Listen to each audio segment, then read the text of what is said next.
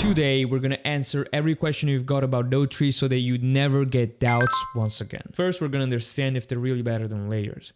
Second, we're gonna understand how they actually work. And we're gonna answer common questions like, does it matter if I put one on top and one on the bottom? What are those lines? Why are there two things on top of the other? How does that work? How do I decide what nodes I need and what I don't need? How many things can I do in one node? Does the naming change anything? We're gonna answer all those questions. And at the end, I'm gonna give you a practical structure that you can start using today to do some good color grading on your clips. I'm Giuseppe, and I started out as a broke videographer that did not even know how to use Premiere Pro to do some color correction. Eventually, I fell in love with color grading and started pursuing color grading as a career. That's why today, I'm a remote colorist. This video can be watched by both beginners and intermediate people looking to deepen their understanding of DaVinci Resolve. Let's go. Let's begin by explaining nodes as if they were layers. Usually when you have layers, you see them like this. This is what our minds imagine when we think of layers because they're one on top of the other, right? So as with how I'm building them right now, you see 1, 2, 3, 4. They're now behaving like layers, not because I have manually placed them on top of the others. It's just the way that I'm using nodes. They can also be used in a similar manner to layers. You'll see in a second what I mean. Let's say that on the bottom layer, we want to give some contrast and saturation to this image. Now, I don't recommend doing it this way. There's better ways. I'm just doing this for the sake of simplicity. We give the image some contrast and saturation. Then we decide we want to adjust the white balance, so we're gonna go do something like this, and maybe this looks fine, maybe this doesn't. We don't care really. Then right here we have an intuition. We want to make the image black and white and leave just this red pole right here sticking out. So what do we do? In layer number 3, what I do is I go to this instrument called hue versus sat. Very easy. This is found in other programs as well. I grab my red and I say, hey, DaVinci, can you make the red pop? And DaVinci goes, yeah, sure. Then in layer number 4, I'm going to go like, okay, now I'll decrease saturation until there's only the red. Where did the red go? Well, the red disappeared because we desaturated the whole image with our global saturation knob. This desaturates the whole image. Well, what can we do here to recover the red on our layer interface? Well, we might try to invert them. So I might try to reset this node, because we're going to go, okay, I'm going to first get rid of the saturation. Then, since I'm smart, I'll use my tool and I'll bring the red nowhere. Because right here at stage 4 with layer 4, we have no more signal to play with. I've just deleted all the color that we had. My instruments say the same thing. This doesn't have any more data. It's telling me, Giuseppe, we have nothing to play with. So what do? We cannot create this look if we proceed this way. So then you think about the Giuseppe guy that told you about nodes. So as you can see, we're already using nodes. I just place them on top of the other, but the way I place them doesn't really change anything. Like, it's just for a visual thing, right? To help you see things better. You can literally place nodes however you want them to go. It's just you just gotta worry about the order and where the arrows point to. Okay, but I'll explain that in a second. So you remember about the Giuseppe guy, and he told you to use nodes because they allow you to do two things at the same time. But what does this mean practically? The signal from our image is traveling through these nodes and it's being worked on as it should. And once we get to this stage, this node has already done too much damage because we have reduced saturation and we have no more colors to play with. So we have to find a way to kind of come back here to this stage where we still had some color and have two things happen at the same time, because we can't have it happen before or after. You've seen what happens and nothing changes basically, because in the end, if you get the red out before, you still lose all saturation. If you do it after, we have no more detail to play with. So what we do is this. On DaVinci, there's a shortcut that allows you to create a parallel node. Parallel, it's just a fancy way to say, bro, there are two things happening at the same time. That's it. So what we do is Alt-P on the node that we're working on. And I'll explain to you better when you want to do this actually, and the psychology, the logic behind it, so that you know how to master it yourself. I'm just showing you an example to kind of convince you that they're useful in the real world and they're not just a gimmick. So that's the whole point. So we come right here and we have our parallel node. Now you can see that when we create a parallel node, DaVinci does something very good for us. We split the signal in two. This happens automatically when you create a parallel node, and this thing also appears. This is just, this doesn't actually do anything. What we need to worry about is the new node that was created, and as you can see, it's getting the same old signal from before the conversion. Now, what's happening here? What's happening is that we have the freedom to do something to this image as the black and white is being applied. Do you see the magic? Do you see why this beats a layer-based interface? So why do people usually overcomplicate this? Where is the risk? We need to clarify a few things. People that come from a layer-based interface, like you probably do if you're watching this video, now start thinking, okay, Giuseppe, I get it, it's beautiful, but how do I use this? It looks kind of complex with these lines and one on top of the other, and what happens if I do this? And why did the line disappear? What if I do this? What's happening? I'll just make things very simple for you. The thing you need to worry about is the signal is being split, and it means that the signal is being split. If you place this right here, nothing happens. If you place this right here, nothing happens. It's just a visual gimmick, okay? I can place this right here and this right here. It's the same thing as long as the lines go where they're going, right? So you understand this by now. If you place this on the top and this on the bottom, nothing happens because the signal, like at the end of the day, we're still splitting the signal into two. So if you had done this before and then this as a parallel node, nobody cares. Okay, what we're doing, like the bottom line is you're duplicating the signal to add something to it before it gets black and white, basically. So this is the magic of parallel nodes. You don't need to worry about which one is on the top, which one is on the bottom, which one is stronger, which one does this and does that. What you need to know is that they have equal strength and equal value.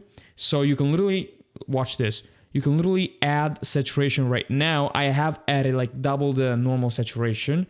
If you have a desaturated image plus a more saturated image, which is literally double the normal saturation, and you sum them together, you get, see what happens if I disable both? Nothing, because we've gotten the same image, the same original image, because they get summed together, right? If I disable just one, you can see, okay, so yeah, we're getting the effects of the higher saturation. So your main question right now should be, okay, Giuseppe, like this all looks good, but I want to ask you something. Is there a limit to how many things I can do in a single node? And you should be asking this because you should be like, okay, but why have as many nodes as you have? Like, can I only do one thing? Is DaVinci limiting me? No, you can actually do this, I don't know, let's do this, then this, whatever. You can do whatever you want in a node. You can come right here, do this, and this does this. You can do as many things as you like. So what's the deal with having fewer nodes? The usual reason for why we have a lot of nodes instead of, having everything crammed into one is that it's easier to track down what's happening. It's easier to understand what you're doing to your footage when you go back, to change your nodes, change what you were doing to it. And it's easier to check if something is doing good or harm to your footage. Let's say that you are changing your clip exposure and you want to see, does it look better when it's bright or does it look better when it's dark? And you want to disable and enable really quickly your node. Well, you can do that with a button right here, and I can change, right now we're affecting the white balance. I can change, okay, I can see what's happening. Okay, I like it more like this or like this. You can see that. But if you have a lot of things happening, well, it's going to be like doing this. How can you check if one single thing is doing you harm or good? You can't. That's why we have a lot of nodes. A lot of people in YouTube will show you huge node trees. They usually do this. Listen. They usually go like this. Then they have something like this. A lot of nodes like this. Okay, they'll have, huge node trees. And most of the time, there's not a good reason to have them. They're overkill. Simplicity trumps everything else. If you can achieve the same result in less nodes, go for it. I'm not saying group unnecessary things. You still want to be able, to track down what you're doing. But when you usually see huge node trees, it's more of a sign of inexperience than anything else. If you saw some of my node trees, I'm a colorist, right? If you saw some of them, you'd be surprised at how simple they are. Not because you need to group everything together, you need to have a lot of things happening in one node. It's because you do not need to do that much, actually. That's the reason. So you do not want to do like the things I was doing before when I was touching 4,000 different knobs. No, it's actually very simple. There's just a few things that you need to do. So how do you become very good at using nodes as a tactical advantage? How many nodes should you use? How do you know when to create a new one compared to how do you know when to keep doing things in the same node? The thing is this. Most people use too many nodes. You need less nodes than you think. At the same time, though, you do not want to group things that shouldn't go together in the same node. For example, you shouldn't group a light adjustment, so exposure or contrast. Exposure is just saying how bright the image looks, right? You shouldn't group exposure and saturation in the same node. And the reason for that is that when you want to see how something looks when it's brighter or darker, you do not want your eyes to be deceived by the saturation changing when you turn on and off the same node. So if we're changing contrast and we want to understand if the contrast is looking good or bad, I would never actually have this in the image, because now I'm not just checking contrast, I'm also checking for white balance. And now I'm like, okay, but I just want to see and the thing is, and of course, we're still able to see if we like the higher contrast. It's just that now our brain is being deceived because it's being influenced by the difference in color, and it now looks blue, and we might not like blue, but we might like the contrast. But we now start to think that it's the contrast that's giving us issues. Do you see how this becomes easily an uphill battle? So what you want to do is group logically what can go with other things. For example, if I want to change the way my highlights look, well, I can do that, and I can also work on my midtones because I'm working on my image contrast, and I'm grouping the contrast group, let's call it, together in the same node. So I just go ahead and call this contrast. So that when I look at it, I can see, oh yeah, this is where I did my contrast, and I use these knobs because I see that I've done some adjustments to them. And then we create a new node, and I'm going to call this saturation. And when I work on my saturation, maybe I use both the saturation knob and the color boost, which is very similar to the saturation knob. I won't go into too much detail, but they're kind of the same. So I call this saturation, and yeah, because I know that this is the node where my overall saturation changes. So do you see how logically we build node trees that serve our purpose instead of, just overcomplicating things? So right now what you need is a simple node structure that you can always use that will allow you to do color grading on every clip you work with. So let's begin. Usually, when I handle my clips, I always reserve the first node for exposure. Sometimes, if I know that the white balance is wrong or I just don't like it, the first node actually becomes the white balance node that I call WB. If you're wondering how I practically create nodes, I'm using the Alt-S or Option-S if you're on Mac shortcut with my keyboard. It basically allows you to create a node after the one you're selecting, so just in this order. And when we create nodes one after the other like this, they are called serial nodes because they're in serial order, one after the other, kind of like the layer example. So we have the white balance. I don't always create this because sometimes I'm just happy with the white balance of an image, but it's good practice to have it. You don't really have to use it. You can also leave it blank. Okay, it's just good practice to have it. Exposure, then I work my contrast. So I call this node cont. What's the difference between handling exposure and contrast? When we work our exposure, I want to be able to touch a single knob, let's say offset in this case, but I don't use offset. Quick disclaimer, I don't use this, it's just for the sake of demonstration. When I work my exposure, I want to be able to, touch just one thing and see, does it look better when bright or dark? That's the only question I want to answer. When I work my contrast, well, now I'm worrying about, okay, the relationship between highlights and midtones. So I want the midtones to go down while highlights go up. Okay, do I like this or do I not like this? And it is important to differentiate between the two. We're just changing the way, how bright the image looks, right? It's still the same thing. We're shaping the light of the image, the brightness part. It's the same thing. It's the same macro level, right? The reason we differentiate, the reason I like to do that is because sometimes you do not want to check with or without contrast. You just want to check, does it look better with the same contrast but brighter or darker? That's why I have a separate exposure node. Because like this, I can keep the same heavy contrast, let's say, but I can just see, okay, with this heavy contrast, when the image is brighter, I actually like it more. Here, too crushed. What if we make it just a little less crushed? Yeah, very heavy. As you can see, the image is now heavier, not because I changed the contrast, but because I changed its exposure.